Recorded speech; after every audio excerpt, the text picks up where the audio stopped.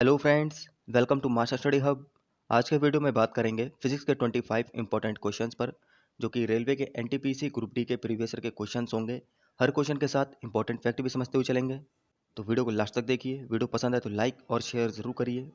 और जिन लोगों ने अभी तक चैनल को सब्सक्राइब नहीं किया है तो सबसे पहले चैनल को सब्सक्राइब कर लें और बेल आइकन को जरूर प्रेस करें, जिससे कि मेरे वीडियो के नोटिफिकेशन सबसे पहले आप तक पहुंच सकें। नमस्कार दोस्तों, मैं शानू राणा। शुरू करते हैं आज की वीडियो। तो फ्रेंड्स, ये हैं आज के 25 क्वेश्चंस। क्वेश्चन नंबर 1 है, वैसलीन लेपित सुई क्षैतिज स्थिति में जल पृष्ठ पर धीरे धीरे से डुबोई जाती है, वह तैरती हुई प्रतीत होती है। यह घटना किसका उदाहरण है? तो इनमें से बताना है यह घटना किसका उदाहरण होता है। कोशिका क्रिया, पृष्ठ तनाव, आर्किमिडीज का सिद्धांत, या इनमें से कोई नहीं। तो ऑप्शन इसका बी वाला राइट आंसर होगा, पृष्ठ तनाव। जब वैसलीन लेपित सुई को जल की सतह पर रखा जाता है तो जल में जो तनी हुई उसकी झिल्ली होती है, वो सुई जो होती है उसके भार के कारण वो नीचे की ओर दब जाती है। और जो पृष्ठ तनाव जो होता है वो सुई के पीछे की ओर कार्य करने लगता है। और यही पृष्ठ तनाव फ्रेंड्स क्या होता है, ये सुई को जल में अपनी संतुलित अवस्था में बनाए रखता है। क्वेश्चन नंबर 2 है, निम्न में से कौन सा कथन सही है? तो इनमें से बताना है फ्रेंड्स कौन सा कथन सही होगा। पिघलने पर ठोस सामान्यतः फैलता है, या पिघलने पर बर्फ सिकुड़ती है, या बर्फ का घनत्व पानी से कम होता है। तो यहाँ पे जो राइट आंसर होगा वो ऑप्शन डी वाला होगा। तो सभी कथन सही है। यहाँ पर पिघलने पर ठोस जो होता है सामान्यतः फैल जाता है, और पिघलने पर बर्फ जो होती है वो सिकुड़ जाती है, और बर्फ का घनत्व जो होता है पानी के घनत्व से कम होता है। तो सभी सही होंगे।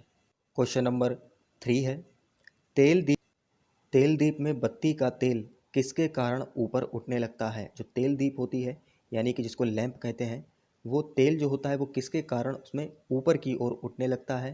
तो यहाँ पे 4 ऑप्शन यहाँ पर दिए हुए हैं आपके। दाब अंतर, केशिका क्रिया, तेल की निम्न श्यानता, या गुरुत्वीय बल। तो यहाँ पे राइट आंसर जो होगा ऑप्शन बी होगा, केशिका क्रिया। लैंप में जो तेल होता है वो बत्ती में ऊपर की ओर उठता है, तो ये केशिका क्रिया की वजह से ऊपर की ओर उठता है। इसको कैपिलरी एक्शन कहते हैं। और इस केशनली में क्या होता है, जो द्रव होता है वो ऊपर की ओर चढ़ने या उतरने के लिए जो द्रव होता है वो ऊपर चढ़ता है या नीचे उतरता है। तो इस घटना को क्या कहते हैं? इसको केशिकत्व कहते हैं। क्या कहते हैं? केशिकत्व। क्वेश्चन नंबर 4 है, तेल में तैरती हुई वस्तु सदा अपना क्या विस्थापित करती है? तो यहाँ पे 4 ऑप्शन दिए हुए हैं। तेल में तैरती हुई वस्तु अपना क्या विस्थापित करती है? तो ऑप्शन ए इसका राइट होगा, तेल का आयतन, यानी कि जो तेल का वॉल्यूम होता है वो विस्थापित करती है। और जो वस्तु तैर रही है इसका द्वारा जो हटाया गया भार होता है, यानी कि वस्तु के द्वारा हटाया गया भार वो तेल के भार के बराबर होता है। क्वेश्चन नंबर 5, आपेक्षिक आर्द्रता मापने के लिए किस उपकरण का प्रयोग किया जाता है? तो आपेक्षिक आर्द्रता मापने के लिए इनमें से किस उपकरण का प्रयोग करते हैं? ऑप्शन सी इसका राइट आंसर होगा, हाइग्रोमीटर का यूज़ जो होता है ये आपेक्षिक आर्द्रता मापने के लिए किया जाता है। और यहाँ पर ऑप्शन बी जो दिख रहा है फ्रेंड्स, हाइड्रोमीटर, इसका यूज़ जो होता है आपेक्षिक घनत्व मापने के लिए किया जाता है। क्या किया जाता है? आपेक्षिक घनत्व, यानी कि रिलेटिव डेंसिटी मापने के लिए इसका यूज़ किया जाता है। और बैरोमीटर का यूज़ क्या होता है? ये वायु दाब मापने के लिए यूज़ करते हैं। और हाइग्रोमीटर का यूज़ आपेक्षिक आर्द्रता मापने के लिए यूज़ करते हैं। क्वेश्चन नंबर 6, एक दी गई वायु एक दी गई वायु के आयतन में जलवाष्प के मात्रा को जाना जाता है। 4 ऑप्शन यहाँ पर दिए हुए हैं। तो ऑप्शन इसका डी वाला राइट होगा, निरपेक्ष आर्द्रता कहते हैं। वायु के 1 घन मीटर आयतन में जलवाष्प की मात्रा को क्या कहते हैं? निरपेक्ष आर्द्रता कहते हैं। क्वेश्चन नंबर 7, एक पात्र जिसमें पानी है एक बीम तुला पर साम्यता में है। जब कोई पात्र की तली और इसकी सतहों को बिना छुए पानी में अंगुली डालता है तो पात्र जिस पर रखा है उस तुला का पैमाना क्या होगा? मान लीजिए कोई भी पात्र है जो कि तुला में रखा हुआ, यानी कि तराजू में इस तरफ को रखा हुआ है। अब इसमें पानी भरा हुआ है, तो इस पात्र में जब कोई व्यक्ति अपनी उंगली डालता है तो ये क्या होगा? ये यहाँ पे ये पूछा जा रहा है। तो ये तराजू जो होगा ये ऊपर उठेगा या नीचे की ओर गिरेगा? तो यहाँ पे 4 ऑप्शन दिए हुए हैं आपके, झुकता है या ऊपर उठता है, स्थिर रहेगा या अपूर्वानुमानित रहेगा। तो ऑप्शन सी वाला इसका राइट होगा, स्थिर रहेगा। यहाँ पर उस पर पात्र पर कोई भी फर्क नहीं पड़ेगा, क्योंकि फ्रेंड्स जो ऊपर उंगली की ओर लगने वाला जो उछाल होता है वो नीचे लगने वाले बल के ओर उसी के बराबर होता है और उसकी दिशा के विपरीत होता है। इसीलिए पात्र पर तुला पर के पैमाने पर कोई भी असर नहीं होगा। क्वेश्चन नंबर 8, बर्फ़ के दो टुकड़ों को आपस में दबाने पर टुकड़े आपस में चिपक जाते हैं क्योंकि जब मान लीजिए कोई भी बर्फ़ के दो टुकड़े हैं, उनको जब आपस में दबाया जाता है तो वो चिपक जाते हैं। तो ऐसा क्यों होता है? 4 ऑप्शन यहाँ पर दिए हुए हैं। ऑप्शन बी वाला इसका राइट आंसर होगा। दाब अधिक होने से बर्फ़ का गलनांक घट जाता है। क्या होता है, जब दाब अधिक पड़ता है तो बर्फ़ का गलनांक वो घट जाता है। गलनांक मतलब जो मेल्टिंग पॉइंट होता है बर्फ़ का, वो घट जाता है। यहाँ पर क्या होता है फ्रेंड्स, जब बर्फ़ के टुकड़ों को आपस में दबा देते हैं, यहाँ पे फोर्स लगाते हैं, जब दाब लगाते हैं तो जो जल होता है उसका गलनांक 0 डिग्री सेंटीग्रेड से भी नीचे के लिए गिर जाता है। तो क्या होगा, जब फोर्स जैसे ही हम लोग यहाँ से हटाएंगे तो ये दोनों टुकड़े जो होंगे बर्फ़ के, ये चिपक जाते हैं आपस में, क्योंकि फोर्स हटाने से बर्फ़ जो होता है वो क्या होता है, दोबारा से अपनी पोजीशन में आ जाता है, जिससे कि वो चिपक जाते हैं। क्वेश्चन नंबर 9, ठोस की शुद्धता किसके निर्धारण द्वारा प्राप्त की जाती है? तो यहाँ पर ठोस की जो शुद्धता होती है वो गलनांक बिंदु पर, यानी कि उसके मेल्टिंग पॉइंट पर निर्धारित होती है। अगर किसी भी ठोस में कोई कमी होती है, कोई अशुद्धि होती है, तो क्या होगा, उसका मेल्टिंग पॉइंट वो कम होता है। अगर कोई ठोस शुद्ध है तो क्या होगा, मेल्टिंग पॉइंट उसका बहुत ज़्यादा होगा और वो देर में गलेगी। क्वेश्चन नंबर 10, तैराक को नदी के मुकाबले समुद्र के पानी में तैरना आसान क्यों लगता है? तो फ्रेंड्स, ये क्वेश्चन आप लोग देखते होंगे, हर प्रैक्टिस सेट में साइंस के पोर्शन में पूछा जाता है। तो इसका राइट आंसर जो होगा ऑप्शन सी होगा। समुद्र के पानी का घनत्व साधारण पानी से ज़्यादा होता है, इसीलिए तैराक को जो होता है वो नदी के मुकाबले समुद्र के पानी में तैरना आसान लगता है।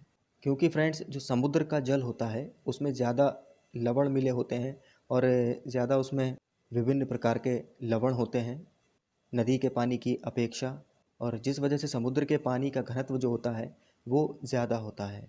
और तैराक जो होता है फ्रेंड्स, घनत्व ज़्यादा होने की वजह से समुद्र के पानी को ज़्यादा विस्थापित करता है, और जब पानी को ज़्यादा विस्थापित किया जाएगा तो वहाँ पर तैराक को आसानी होगी तैरने में। क्वेश्चन नंबर 11, एक जहाज एक नदी से समुद्र में पहुँचता है तब, तो इनमें से क्या सही होगा? मान लीजिए कोई जहाज है, वो नदी से समुद्र की ओर पहुंच रहा है, तो यहाँ पर क्या होगा, नीचे की ओर गिरेगा या वैसा ही स्तर बना रहेगा या ऊपर की ओर उठता है, या इनमें से कोई नहीं? तो ऑप्शन सी इसका राइट आंसर होगा। जहाज जो होगा वो ऊपर की ओर उठता है। तो इस क्वेश्चन को भी फ्रेंड्स पहले वाले क्वेश्चन से ही रिलेट करके देखेंगे, क्योंकि इस क्वेश्चन में जो है दोनों ही सेम क्वेश्चन है। समुद्र के जल का जो घनत्व होता है वो नदी के जल की अपेक्षा वो ज़्यादा होता है, और इस वजह से जो जहाज़ होगा वो समुद्र में अपने भार के बराबर ही पानी को विस्थापित करेगा, और समुद्र में जहाज़ जो होगा वो कम डूबकर ज़्यादा पानी को विस्थापित करके वहाँ से तैरने में सक्षम होगा, इसीलिए वो ऊपर की ओर उठ जाएगा। क्वेश्चन नंबर 12, जब कोई हवा का बुलबुला किसी झील की तलहटी से सतह तक आता है तो क्या होगा? आपके 4 ऑप्शन यहाँ पर दिए हुए हैं। ऑप्शन बी इसका राइट आंसर होगा, यह आकार में बढ़ जाता है। किसी झील में क्या होता है फ्रेंड्स, गहराई में जाने से, जब उसकी गहराई में जाएंगे तो क्या होता है, दाब जो होता है, प्रेशर जो होता है वो बढ़ जाता है, और अगर उसकी ऊंचाई पर आते हैं, ऊपर की ओर आते हैं, तो क्या होगा, दाब कम होने लगता है। इसीलिए जो हवा का बुलबुला होता है जब वो ऊपर की ओर आता है तो क्या होता है, उस पर दाब कम होने लगता है, और इसकी वजह से उसका आकार जो होता है वो बड़ा हो जाता है। क्वेश्चन नंबर 13, जब एक घनीय बर्फखंड 10 छोटे छोटे घनों में छिन्न भिन्न हो जाता है तब उसका तल क्षेत्र क्या होगा? तो आपके 4 ऑप्शन यहाँ पर ये दिए हुए हैं। यहाँ पर पूछा जा रहा है, जब कोई एक घन के आकार का बर्फ़ का टुकड़ा है वो 10 छोटे छोटे घनों में छिन्न भिन्न हो जाता है तो उसके तल क्षेत्र पर क्या प्रभाव पड़ेगा? ऑप्शन सी इसका राइट आंसर होगा, उसका तल क्षेत्र बढ़ेगा। फ्रेंड्स, यहाँ पर क्या होगा, जब कोई बर्फ़ टूटेगी तो वो किसी न किसी दाब की वजह से ही टूटेगी, और टूटते समय कुछ बर्फ़ जो होगी वो पिघल भी जाएगी, जिससे क्या होगा, उसका आयतन बढ़ जाएगा। क्योंकि जब बर्फ़ पिघलती है फ्रेंड्स तो क्या होता है, उसका आयतन बढ़ जाता है। तो यहाँ पे ऑप्शन सी इसका राइट आंसर होगा। क्वेश्चन नंबर 14, थर्मस फ्लास्क में रखा गर्म द्रव किसी प्रक्रिया से सुरक्षित रहने के कारण गर्म बना रहता है।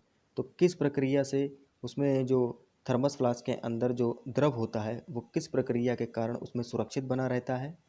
तो चालन, संवहन, विकिरण या तीनों सही? तो यहाँ पे राइट आंसर जो होगा तीनों सही होगा। चालन, संवहन और विकिरण, तीनों प्रक्रियाओं की वजह से थर्मस फ्लास्क के अंदर जो द्रव होता है वो सुरक्षित यानी कि गर्म का गर्म ही बना रहता है। इन तीनों प्रक्रियाओं से ही फ्रेंड्स चालन, संवहन और विकिरण की प्रक्रियाओं से ही ऊष्मा जो होती है वो ऊर्जा के क्षरण को रोकती है। अब यहाँ पर फ्रेंड्स थर्मस फ्लास्क की बात आई है, तो थर्मस का आविष्कार किसने किया था? तो ये डी बार ने किया था। किसने किया था? डी बार, ये एक वैज्ञानिक थे।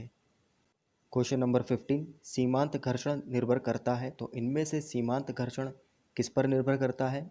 ऑप्शन बी इसका राइट आंसर होगा, तल की प्रकृति और अभिलंब प्रतिक्रिया पर सीमांत घर्षण निर्भर करता है। यानी कि जो घर्षण होता है वो तल की प्रकृति और अभिलंब की जो प्रतिक्रिया होती है उस पर निर्भर करता है। तल की प्रकृति जितनी अधिक खुरदरी होगी घर्षण उतना ही अधिक होगा, और जितनी ही तल की प्रकृति चिकनी होगी घर्षण उतना ही कम होता है। और यही बल जो होता है ये अभिलंब प्रतिक्रिया पर भी निर्भर करता है। अगर अभिलंब प्रतिक्रिया अधिक होगी तो घर्षण भी अधिक लगेगा। तो इन दोनों पर ही सीमांत घर्षण निर्भर होता है। क्वेश्चन नंबर 16, ब्लॉटिंग पेपर द्वारा स्याही के सोखने में शामिल है, तो इनमें से क्या है ब्लॉटिंग पेपर के द्वारा स्याही के सोखने में शामिल है? ऑप्शन बी इसका राइट आंसर होगा, केशिकीय अभिक्रिया परिघटना जो होती है इसकी वजह से ब्लॉटिंग पेपर जो होता है वो स्याही को सोख लेता है। तो ऑप्शन बी इसका राइट आंसर होगा। क्वेश्चन नंबर 17, लोहा पारा में क्या होता है? डूबता है, तैरता है, उपलाता है या सभी सही? तो फ्रेंड्स लोहा जो होता है वो पारे में तैरता है, तो ऑप्शन बी इसका राइट आंसर होगा। लोहे का घनत्व जो होता है वो पारे के घनत्व से कम होता है, तो इस वजह से वो पारे में तैरेगा। अगर किसी भी पदार्थ का फ्रेंड्स घनत्व जो होता है वो अगर द्रव से कम होगा तो वो क्या होगा? वो द्रव में तैरेगी। अगर द्रव से ज़्यादा होगा, द्रव के घनत्व से ज़्यादा होगा तो वो क्या होगी? अंदर डूब जाएगी। क्वेश्चन नंबर 18, निम्न में से किसका घनत्व जल के घनत्व से अधिक होता है? तो इनमें से किसका घनत्व जल के घनत्व से अधिक होता है? लोहे की कील का, बर्फ का, कॉर्क का या इनमें से सभी सही? तो फ्रेंड्स ऑप्शन ए इसका राइट आंसर होगा।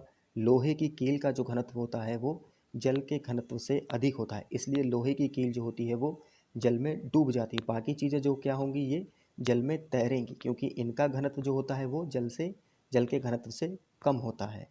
क्वेश्चन नंबर 19, यदि कोई वस्तु पानी में डूब जाती है तो इसका क्या मतलब है? कौन सा कथन गलत है? तो इनमें से बताना है कौन सा कथन गलत है। यदि कोई वस्तु पानी में डूबती है तो क्या होगा? वस्तु पर पानी का ऊपरी प्रणोद वस्तु के भार से अधिक है, या पानी का घनत्व वस्तु के घनत्व से कम है, या वस्तु का घनत्व पानी के घनत्व से अधिक है, या इनमें से सभी गलत? तो ऑप्शन ए इसका राइट आंसर होगा, यानी कि वस्तु पर पानी का ऊपरी प्रणोद वस्तु के भार से अधिक है, ये वाला गलत होगा कथन। यहाँ पर फ्रेंड्स ऊपरी प्रणोद लिखा हुआ है, इसको उत्प्लावन भी कहा जाता है।